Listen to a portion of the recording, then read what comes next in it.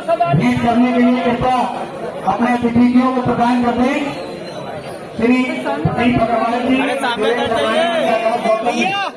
लो भैया, संजय गुप्ता जी और ऋषि गुप्ता जी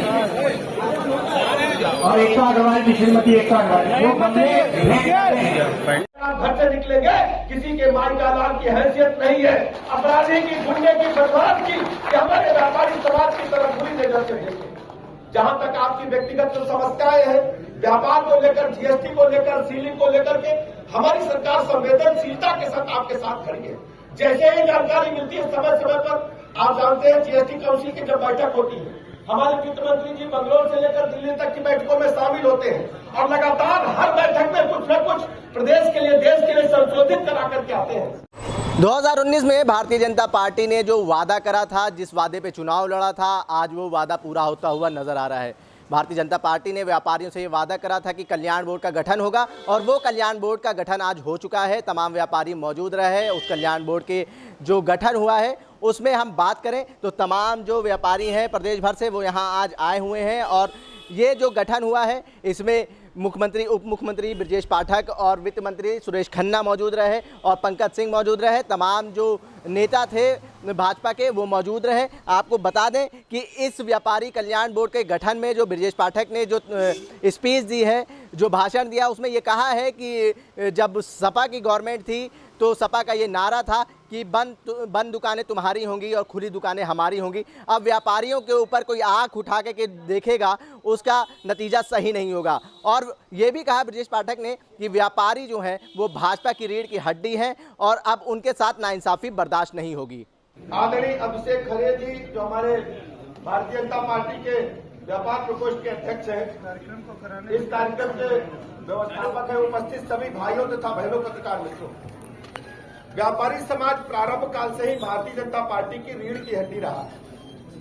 भारतीय जनता पार्टी के गठन काल से लेकर अब तक मैं कह सकता हूं कि भारतीय जनता पार्टी के पूरे सफर पर व्यापारी समाज का पूरी तरह से एक कदम आगे बढ़कर के सहयोग आपने भारतीय जनता पार्टी का किया है। और इस बात को हम डंके की चोट पर कह सकते हैं कि भारतीय जनता पार्टी की सरकार में व्यापारी हमारे दिल में है। उनकी तरफ तिरछी नजर से, बुरी नजर से देखने वालों का क्या हक होगा, किसी से छुपा नहीं। हम सब जानते हैं कि उत्तर प्रदेश किस ढंग से अराजकता की आग में था, गुंडाई की आग में था। हमें अच्छी तरह याद है समाजवादी पार्टी का शासनकाल। समाजवादी पार्टी के शासनकाल में हमारी व्यापारी नेता मंच पर भी है, सामने भी बैठे हैं। समाजवादी पार्टी के लोग नारा लगाते थे, खुली दुकान हमारी, खुली दुकान आपकी है, बंद दुकान आपकी, खुली दुकान हमारी है। और ये नारे गूंजते थे और व्यापारी सहम जाता था।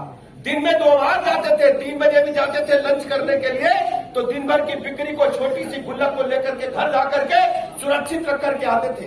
व्यापारी कल्याण बोर्ड का गठन हुआ है और ब्रजेश पाठक हमारे साथ बात करने के लिए मौजूद है। सर ये बताइए, व्यापारी कल्याण बोर्ड का गठन हुआ है सर, व्यापारी को क्या लाभ होगा? व्यापारी कल्याण बोर्ड के व्यापारी कल्याण बोर्ड के प्रदेश के कार्यक्रम में हम लोगों ने अभी सहभाग किया है। व्यापारियों को भरोसा दिलाया है कि हर स्थिति में उत्तर प्रदेश में जो उनकी दिक्कतें हैं उनको हम दूर करेंगे और उनकी हर संभव सहायता करेंगे। जो उन्होंने मांग पत्र दिया है संबंधित तक हम पहुंचाएंगे। क्या कुछ समस्याएं हैं जिन्होंने उनको मांग? जीएसटी को लेकर के है, सीलिंग को थी, लेकिन सीलिंग वाला प्रॉब्लम सॉल्व कर लिया गया। जीएसटी को लेकर के वित्त मंत्री जी जीएसटी काउंसिल में बैठक में जाएंगे, ऐसा परिपत्र हमने उनको दिया है। सर, वन ट्रिलियन इकोनॉमी की लगातार बात, लेकिन उत्तर प्रदेश और देश तेजी के साथ आगे बढ़ रहा है और इसमें सहभागी आप भी हैं। क्या कुछ फायदे रहेंगे? नहीं, बहुत फ़ायदे हैं। देखिए, इसमें व्यापारियों की बात लगातार सरकार तक पहुंचेगी। बहुत से बड़ी समस्याओं का समाधान तो संवाद से ही होता है और ये प्लेटफॉर्म एक बेहतर संवाद के लिए यह तैयार हुआ है और व्यापारी भी इससे बहुत खुश हैं, आशान्वित हैं। इसका वादा करा गया था 2019 के लोकसभा चुनाव में, वो वादा पूरा कर रहा है। जो बोर्ड बना है उसमें व्यापारियों ने एक रीढ़ की हड्डी मानी जाती है भाजपा की। अब आने वाले लोकसभा चुनाव में क्या कुछ व्यापारियों का योगदान है?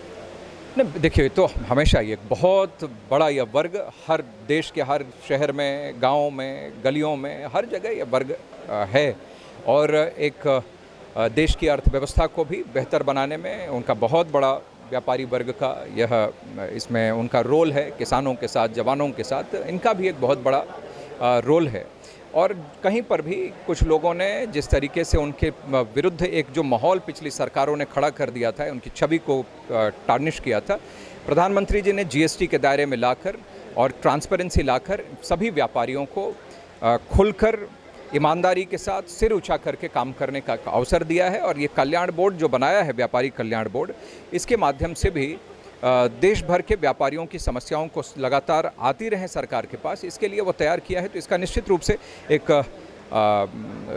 ये बहुत ही कारगर ये साबित होगा ईज़ ऑफ डूइंग बिजनेस में भी और लोगों की समस्याओं के समाधान में भी। पंकज जी, ये जिस तरीके से महागठबंधन बना है, 26 पार्टियां उसमें शामिल, उसको किस तरीके से देखते हैं और क्या कहना चाहेंगे? देखिए, ये तो बिल्कुल पूरी तरीके से या अवसरवादी गठबंधन है और चुनाव तक यह चलेगा, इसकी गारंटी खुद उस दल के नेता भी, उस गठबंधन के नेता भी नहीं दे सकते।